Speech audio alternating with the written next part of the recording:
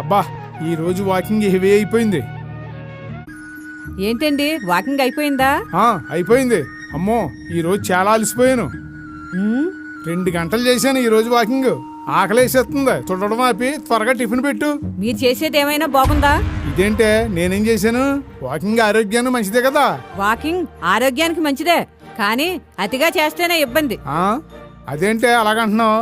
లేకపోతే మరేంటండి, అరగంట చేయాల్సిన వాకింగ్ 2 గంటలు చేస్తారా ఎవరైనా?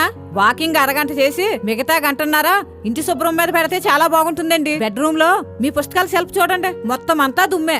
కబోర్డ్ లో బట్టలేమో చిందరవందర చేసేసారు. టీవీ నిండా దుమ్మే.